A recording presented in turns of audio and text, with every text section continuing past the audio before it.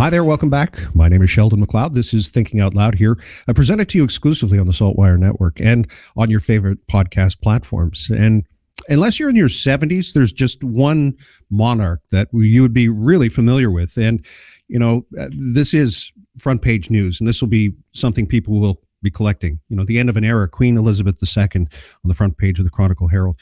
And as it says, Britain's longest reigning monarch dead at the age of 96. And the other stories obviously have to do with, well, as he's known, King Charles III. He became king immediately on the passing of his mother yesterday. And he will address all the nations, the world. And there'll be a lot of interest in as far as what will happen with him as a king. And does it really matter to us here in Nova Scotia or in Canada? Well, we have a constitutional monarchy, and it's something that has grown over time, and it was in place before Confederation. As we know, Queen Elizabeth came to this country to sign our Constitution in the 1980s. But there were other questions I had, and I was very fortunate that the folks with the protocol office and the office of the Lieutenant Governor of Nova Scotia had obviously lots of questions, and they posted this about what will happen, about her history, obviously, and what this ascension will mean under King Charles III. And there was another document I found, a quick Google search last night, and I ran across this, transitioning to a new reign. What happens in Canada on the death of the reigning monarch? And this was presented by a group known as the Institute for the Study of the Crown in Canada. And Nathan Tidridge is the vice president of that organization. And we've got Nathan on the line from his home in Ontario. Good day to you, Nathan. Nice to see you. Good to be here. This is something, obviously, that, throughout history, countries have had to adapt or deal with. So there are protocols, there are processes, such as the fact that there was no transfer of power once the Queen passed. Charles, as Prince of Wales, became the King of England and, of course, of the Commonwealth. Yeah. So what do we know about what immediately will happen here in Canada as a constitutional monarchy? Does it have any direct impact on the governance of this country? It's a great question. I'd just like to echo your comment on the wonderful resources by the Lieutenant Governor of Nova Scotia. They just have a really good site, and it's quite concise in giving the information regarding the Crown in Nova Scotia. But as far as the day-to-day machinery of government, there was no change at all. The transfer was imperceptible and instant between the Queen and now the King.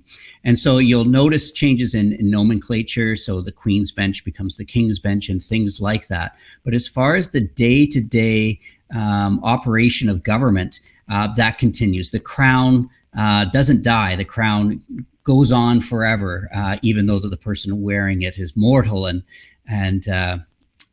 passes on. And to your point about the courts, we often hear it's the Crown versus, or there's Crown land, and it's RV, whatever the complainant or the accused is. That won't change because R is the designation for the Crown itself. Yes. Rex. Yeah. So that won't change. And I was kind of interested.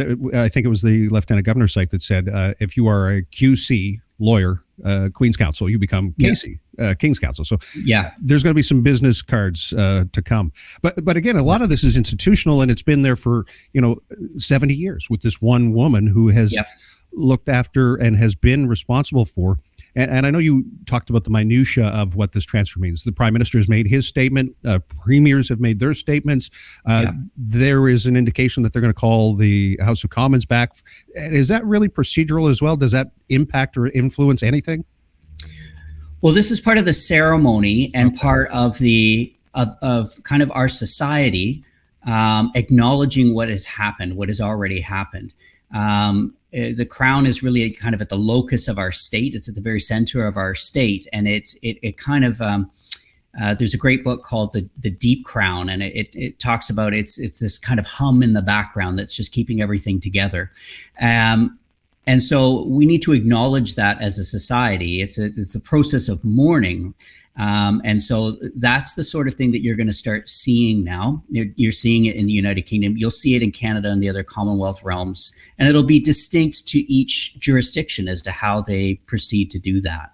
Books of condolence, an opportunity for grieving publicly. I would assume, and you can correct me if I'm wrong, Nathan, that this dates back to a time where there was no instant mass media in that device in your hand, that part of it is about acknowledging or letting the world know. There would have been a time where it might have taken days or even weeks for that information to spread out across the Commonwealth. Yes, I think so. And I think it's also very human. And it's one of the... It's a nice part of a difficult situation. People want to feel connected. And I think even though we have all these tools of connection at our fingertips, the exact opposite has happened in recent years. There's this disconnection that it's made. And it's events like this where people want to be kind of physically together, or at least commemorate whatever it is that's happening in a meaningful way, in a participatory way. And so I think you're going to start seeing that. It's going to go over the next 10 days as we build up to the funeral. But I think you're going to start seeing that right across the world, actually, because it's just such a significant event. That newspaper article, I think, really captured it well. It truly is an end of an era when you consider the time and the person as well. And as I won't call her a character, that sounds disrespectful, but there was a public persona, and then we'll learn perhaps more about that private person, perhaps, but maybe never. There is that elevation of, the Queen and her subjects. And to that point, there's a high school in Halifax, Queen Elizabeth. There are the hospital, the QE2, but those are proper nouns. I don't know that would necessarily need any kind of addressing or change in the future. I doubt you'll see. No, there won't be any changes there, because I think they're named after the person of Queen Elizabeth II, and so you won't see any changes to things like that are directly named for her. Now, a lot of folks, though, are asking, okay, what about currency? And Canada's not the only currency that has been, has represented the Queen's image for 70 years. Maybe people have some change or some coins that have the King's image on it from prior to 1952. Is that something that's written? Is this part of that transition, that work that you've done to look into this? Is that even mentioned? Well, the Queen's image is the most reproduced image in human history when you consider all the currency and things like that. But it's just like when you find those coins that still have the King's image from 70 years ago. Everything stays, everything's legal tender. There's no exchange of currency or anything like that. But what will happen is that the next time that the mint creates coins or dollars, they will bear the King's image instead of the Queen's image. Any thoughts on King Charles III and what kind of legacy he has to live up to? Well, I mean, as far as the legacy, I mean, his mother was really the standard high bar of a constitutional monarch. And I think it's going to take us not having the Queen to really realize what a remarkable reign the last 70 years were, not just in Canada, but and in the UK, but in the other realms as well. It's pretty extraordinary that she really didn't put. There was no constitutional crises. There was no disruption as far as the head of state or ceremony or symbols. It was just this kind of steady hand and steady course. And so the prince, well, the king now that is the legacy that he is going to be measured against. And I think he will do well. He's been in training for a long time. He enjoyed a very close relationship with his mother. His work in the community, both communities here in Canada and in the United Kingdom and elsewhere, have really put him in touch with the different nations that he now is head of state. So I think he is very well suited for this job, as is William, who's been under the tutelage of both his grandmother and now his father. We're talking about someone who seemed to have an affinity for this country. The Queen Elizabeth had been here more than any other country in the Commonwealth. She spent a great deal of time here, spent a great deal of interest in speaking to Canadians. In fact, one of the last duties in the office was to send words of condolences to First Nations in Saskatchewan, given the tragedy there, which was, I think it shouldn't be a surprise, but I had to ask because some are asking about, and this comes up often. Obviously, she was in her mid to late 90s, and people were asking, do we need to re-examine the constitutional monarchy that we have? Other Commonwealth countries have become republics. They have separated themselves from that. But I'm wondering, most specifically, I'm in Mi'kma'ki, the traditional territory of the Mi'kmaq, and you've written about territories and treaties and Indigenous communities and what would happen if the monarchy was removed from that process in this country. What's the basis of that, and what do you think would happen? Okay, well, 2 points on that. The first one, not related to Indigenous nations, but the provinces. So as far as re-examining the role of the monarchy, this actually happened in 1982, and Pierre Trudeau, in repatriating the Constitution, there was an idea of kind of a slow phase out of the crown, and that was really happening in the 60s and the 1970s. But it was the provinces in 1982 that were fearful of an overreaching federal government, nothing new in Canada, that I don't want to say ganged up, but went up to the prime minister and said that the crown, rather than phase out, we want it entrenched in the Constitution.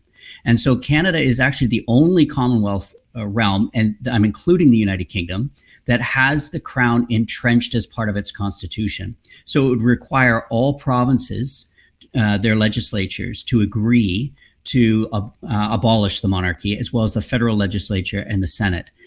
So historically speaking, Canadians have never agreed about anything unanimously ever. That includes Confederation.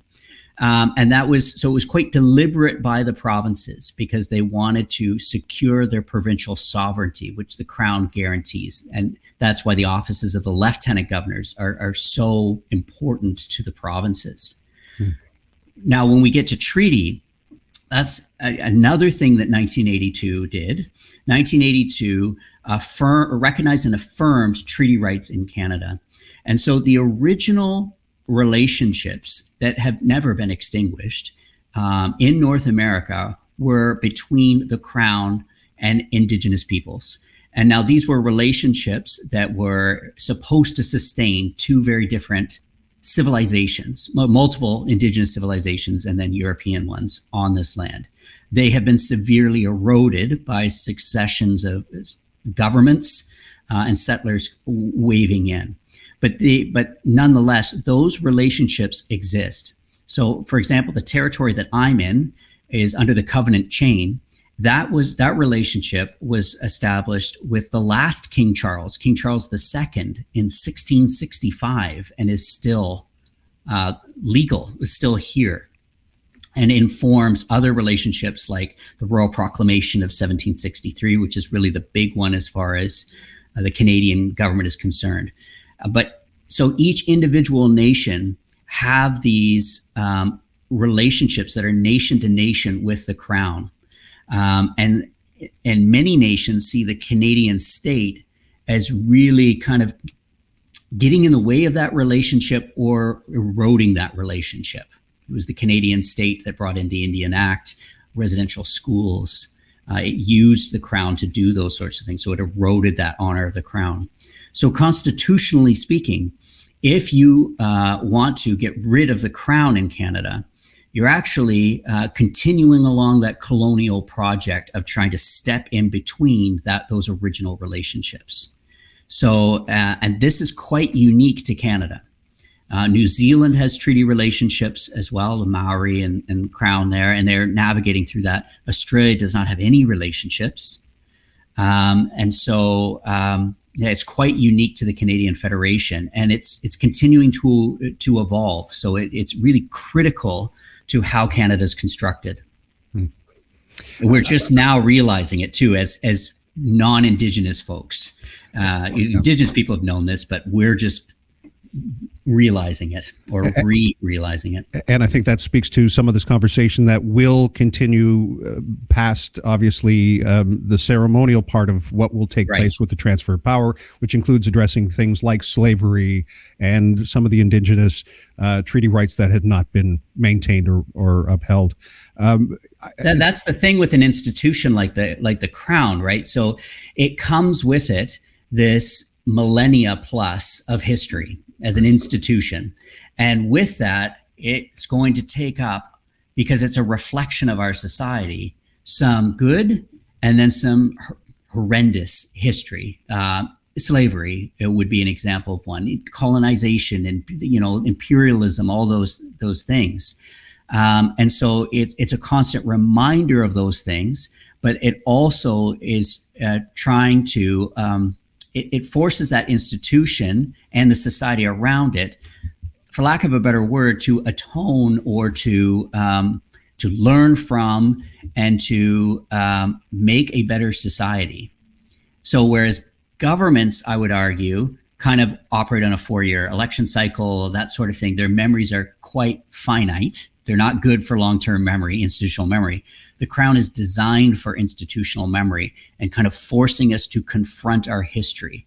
And I think that's a good thing. I think that's a healthy thing in a society to have an institution that does that.